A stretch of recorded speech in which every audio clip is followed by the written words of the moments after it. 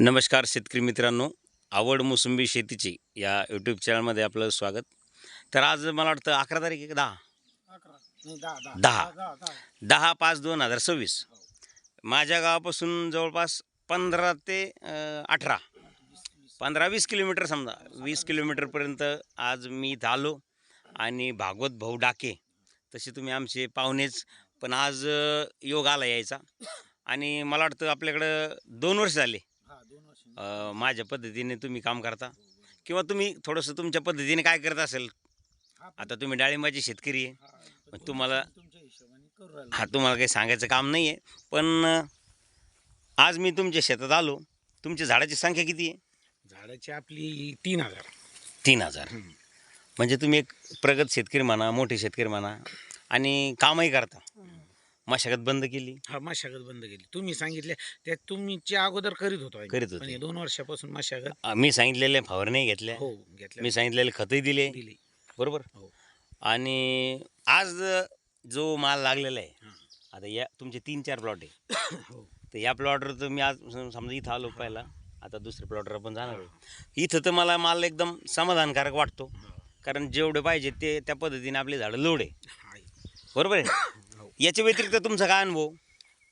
मला म्हणजे पहिल्या वेळेस ते जे जुना बगीचा नंबर 2 हां, आपण तिथं जाणारी बरं त्या बगीच्यावर आता म्हणजे साहेब एवढा माल आतापर्यंत कधीच नव्हता त्या बगीच्यावर. बरं बरं तर हे काम केल्यामुळं म्हणा किंवा मग बरं मेहनत बंद केल्यामुळं बरं, ठीक आहे, ठीक आहे. माल आणि तुम्ही बोलले या बागेत 5-6 गल्ल्या कशा होत्या?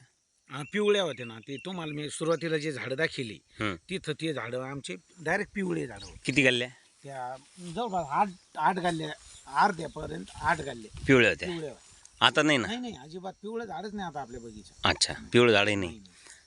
आणि यांचं वय काय?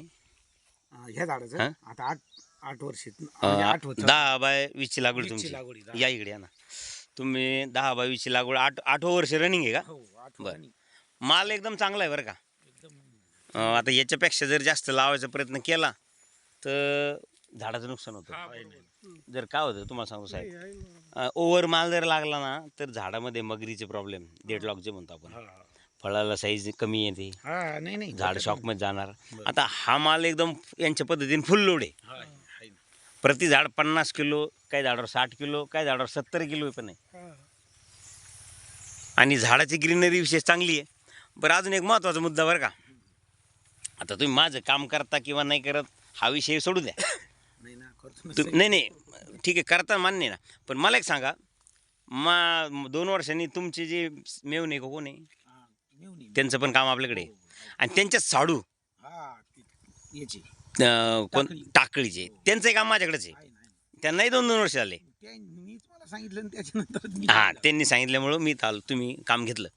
बरं, सगळ्यात मोठा मुद्दा, तुम्हाला असे फालतू कंपनी प्रोडक्ट आपण दिले का? अजिबात नाही. बरं, तुम्ही कुठून घेता, काय घेता, याची काही सक्ती केली का?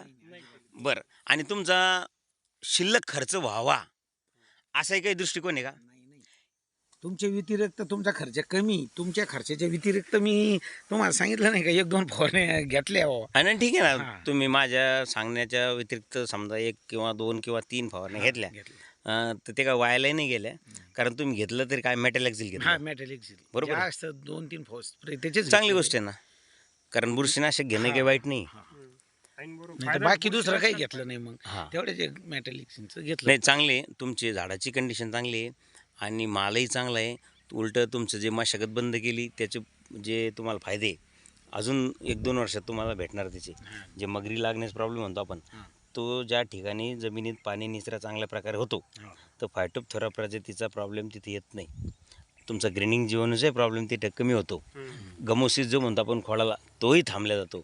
अन्नद्रव्याची कमतरता ही तीसुद्धा त्या ठिकाणी कमी होते, कारण जमिनीमध्ये मशागत केल्यामुळं पाणी निचरण क्षमतेला बाधा तयार होते.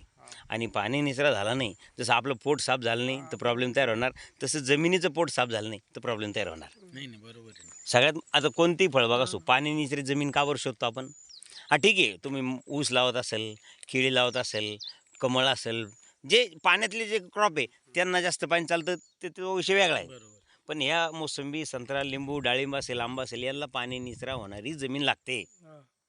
जास्त पाणी दिलं तर प्रॉब्लेम तयार होतात. नाही बरोबर आहे. तर ठीक आहे, डाके साहेब, तुमचा नंबर याच्यामध्ये देतो. एखाद्या वेळेस शेतकऱ्याचा कॉल येईल तुम्हाला 1-2 दिवस नवीन जे खरं ते खरं सांगणार तुम्ही. काय ते काय ते